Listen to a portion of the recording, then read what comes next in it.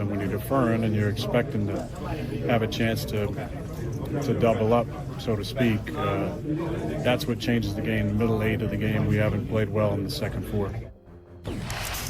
Colts Steelers. Let's take a look at both teams in this matchup. See, Rodgers and the Steelers have a 48% chance to win their division, the AFC North, according to ESPN Analytics. That's the best of any team in the AFC North. Meanwhile, the Colts have a 45% chance to earn the number one seed and home field advantage throughout the playoffs. That is the highest of any team in the AFC. So, Dan, what is more likely? The Colts finishing this season as the number one seed in the AFC? Or the Steelers holding on and winning the AFC North? Yeah, I'm going to say the Colts as the one seed. One, I think offensively, it's probably the second hardest offense in the league just to match up with people-wise. I'm going to give it to Kansas City because Kansas City's Kansas City and Rasheed and Travis and Xavier. But when you come to like this Colts offense, you look at, okay, I'll ask you guys this. Guess what wide receiver leads the NFL in yards per catch? Alec Pierce? Alec Pierce. Alec Pierce. Alec Pierce is going over 22 a catch. So you got to have, and he's 6'3", 6'4". So you got to have someone that got to match up with him and then match up with Pittman and match up with Tyler Warren and match up with Downs. By the way, one of the most athletic offensive lines in the NFL led by Quentin Nelson. Then a back that stop start is absolutely sensational. So this offense ain't going to clip a beat. Right now, this offense is averaging 7 yards per play. 7 yards per play would put them in a conversation halfway through the season with like greatest show on turf. Slow down. That's what they are. That's where they are numbers-wise halfway through the season. That's how good this offense is. And schematically, I know MK and Ryan would agree with me, it's probably schematically the most complete football team in the NFL when it comes to like the ability to just be so game plan specific. And so I don't think the Colts are really going to slow down. We know they're in a division that is relatively weak. Houston's offense is not nearly as good as their defense. Tennessee's in absolute turmoil, and Jacksonville's been a little bit up and down lately. I still think the Steelers have a very specific way to play. So if they can play that way offensively, they're going to be fine. But I don't think Indy's going to slow down anytime soon. Yeah. I mean, the thing is, it doesn't even matter how the Pittsburgh Steelers play on offense. Yeah, they do have a particular brand of ball that suits them, but you just got to be better on the defensive side of the ball. Do you think they can? And I'm watching that game, and one of the more frustrating plays, and this is, I know Marcus joked with you about the Tucker Kraft tape, but you should have showed that, right? We think about, he goes in motion, Deshaun Elliott's following him. They just counting the numbers. They get the football out. No one's running to the ball. Right. There's no effort. There's no strain. That's an issue. Right. And when you watch the Colts defensively, Lou Anarumo was an outcast, right? Lou Anarumo took the blame for what goes on in went on in Cincinnati. Yeah. They're replacing players that get knocked out pregame just running around. Yeah. And they're finding ways to make stops. And you talked about the completeness or the total offensive packages that they got. It's also the way this team complements one another. And complementary football isn't just offense plays well, defense plays well, special team plays well. They play in a way where the defense feeds the offense feeds the defense. The special teams does the same thing. I have much more faith that they can have the number one seed than the Pittsburgh Steelers winning the AFC North, which is sad because the North isn't even good right now. Yep. I 1,000% agree with you. Wow. First of all, I think Indy could win the number one seed, period. I don't need to throw the Steelers into the equation to even throw it up as a potential debate. There is no debate here. I don't see them beating the Indianapolis Colts this weekend. Would it surprise me if they lost to Baltimore after that? I'm looking at a Steelers defense that is relatively non-existent. It's so bad in Pittsburgh defensively right now. We don't even want to mention the word steel curtain. We don't even want to mention it. It hurts our feelings. It hurts our feelings. I mean, it really does.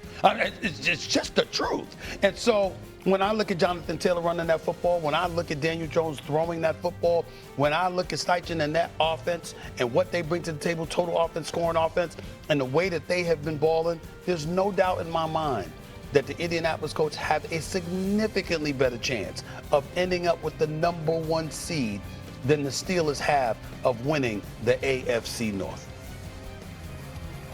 Mina? I'll make it a clean sweep. I agree. The Colts are, to me, just an absolute juggernaut right now. Dan, we went back and forth a little bit about Dallas and whether their defense is historically bad. We agree that this offense has the potential to be historically good. Right now, they are on pace to average the fewest punts per game in NFL history. I mean, they score a touchdown or field goal every time they get into the red zone. They're so balanced. They're so good at running the football. They challenge you. Daniel Jones is throwing all over the field. He's throwing deep. He's throwing under pressure. The skill players are unbelievably hard to match up with. And the defense, as we've been discussing, is very, very good at individual game planning. And it's kind of honestly remarkable if you compare them to Pittsburgh, right? Because on paper, you could argue that Pittsburgh actually has more talent on defense in that front seven, but the Colts appear to be better coached and more difficult to match up with. The flip side of this question, since we have brought the Steelers into it, is do we believe the Ravens can jump them, right? Yes. I 100% think the Ravens can jump them. Their schedule is so soft. The offense is finally healthy.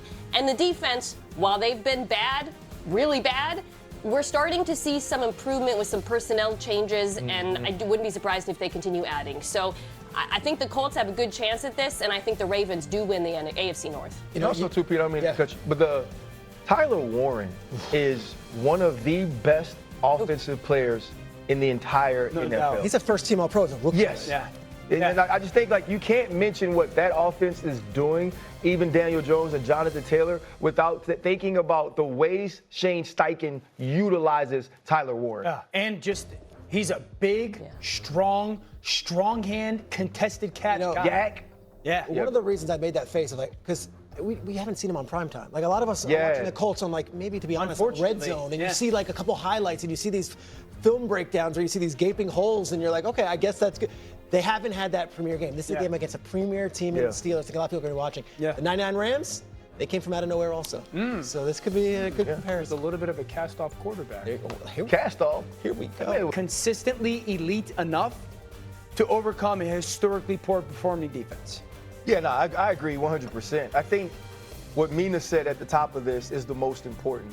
Brian Schottenheimer deserved this job, and he's earned the right to continue to do this job, even with this defense playing at the poor level they're playing at. And then, you know, we gave him a hard time when he talked about the difference in Cincinnati last year and Dallas, because they also had a poor defense last year.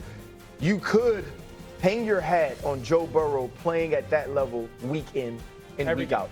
You can do the same for T. Higgins. You can do the same for Jamar Chase.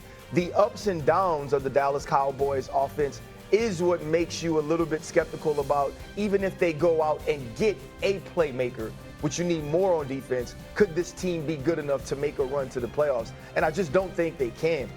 The problem that I saw against the Chicago Bears and also against the Denver Broncos, though, is that sometimes this defense is so poor, they put Dak and this offense at a disadvantage because now you take Javonte Williams out of the play. That's right? fair. Out of play. You can't give him the ball. You can't consistently run. And to me, that's when we've seen Dak's play take a step back. First things first. Let's go.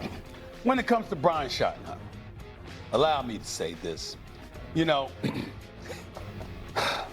the man got the job. Obviously, Jerry Jones was perceived as taking the shortcut or whatever.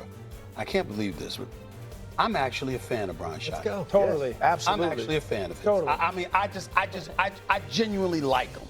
You know, when you think about somebody like a Wade Phillips, for example, he was a likable guy as your head coach, a good man, you know, which obviously he had the right pedigree with his dad and all of this other stuff. But at the end of the day, you knew something was missing. You don't get that whatever's missing from the Dallas Cowboys is because of Brian Schottenheimer. You got that with Jason Garrett. You did. Let's just call it what it is. Doing a good job on NBC. Congratulations, not knocking them. But when he was there, you thought something was missing from the head coach of the Dallas Cowboys. Yeah, how many times you just gonna applaud no matter what's going wrong with you? That ain't what we seeing from Brian Schottenheimer. What we seeing from Brian Schottenheimer was some things we saw from Marty Schottenheimer. You understand what I'm saying? I mean, listen, we all know that Marty Schottenheimer was a hell of a coach. Was a hell of a coach, okay?